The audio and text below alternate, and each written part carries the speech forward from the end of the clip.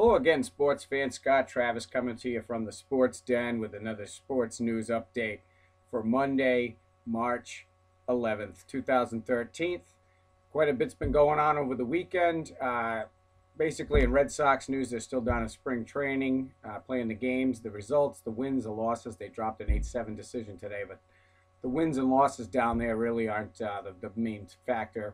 The most important stories coming out of Fort Myers down there at JetBlue Park is David Ortiz still having problems with the heels, his right heel especially, and he looks like he is not going to be ready for the beginning of the season. And I think the hope now, and I hope, is that he's not out for most of the whole season, because that will really, really short circuit any chances the Red Sox had of contending. They needed a healthy Ortiz, and they had a bat third. And that veteran presence in the locker room, as much as he can be maligned for being a little selfish. But they signed him to the 2-year deal. He was coming in happy, which a happy Ortiz is a good guy in your ball club, especially when he's still productive. But apparently the heel thing is not something that's getting healthy anytime soon. So now you got to talk about what are the Red Sox going to do. Do you put Johnny Gomes in at DH and put Daniel Nava in left field if it's a short-term thing? Do you decide to just give Jackie Bradley Jr. a shot? I really wouldn't do that. I would probably at least start him no higher than Pawtucket this year and just see what happens, and go with the Daniel Nava short-term solution and see what happens with Ortiz. If Ortiz is lost for the year, if he needs some kind of surgery and that's it, then you got to look at what's going on. But I think Bradley would be served to, even though he's been hitting really well in camp. He's hitting I think over 500 right now, which is great. But I still think he'd benefit from playing some minor league ball. Excuse me.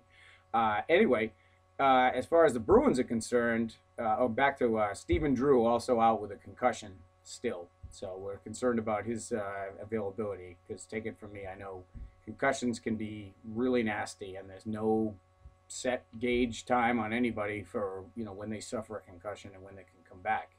It really is different per person and per concussion and what happens, and there's a lot to it. So hopefully this is nothing serious, but he's already been out a few days and he still can't ride a bike or anything. So I just heard the story about Chris Pronger still can't do anything, and he's missed most of last season, and he can't play again this year with concussion. So it is a serious thing. He plays for the Flyers. He's been around for a long time, but when he's not in there, he's hurt. And then this is the thing that concerns me about Stephen Drew.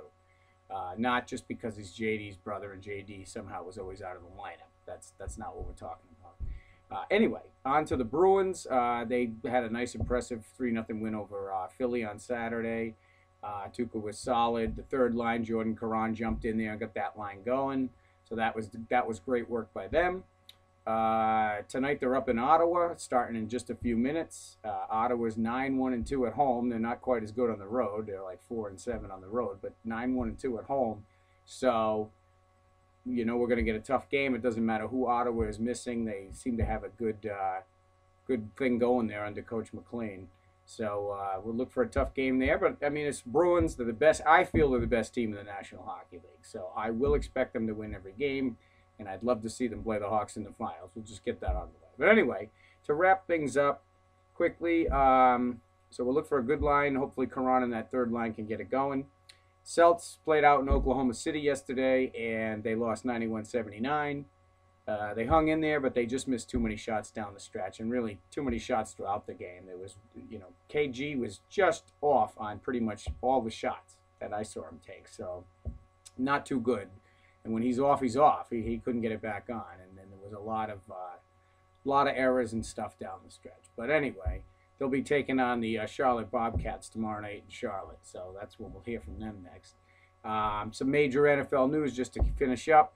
Anquan Bolden was traded from the Ravens to the 49ers. They got rid of him just for a 6th-round pick. I don't know if that's a Harbaugh brother doing a Harbaugh brother a fan. Who knows? But he goes to the Niners. I'm pretty sure I know Pats fans wanted him, but he wasn't going to get traded here. If he was cut, we might have been able to pick him up. But, realistically, they weren't going to trade him here. And Percy Harvin was traded to Seattle, I believe, for a 1st or a 2nd-round draft pick.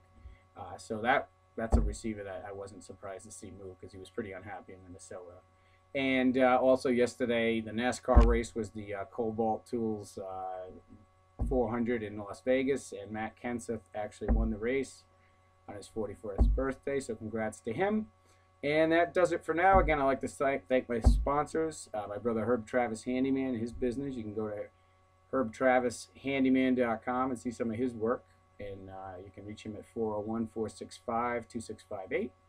And my good friend Luz Arteaga Praise Hairspray Salon down on Wickenden Street in Providence. Stop in and see her.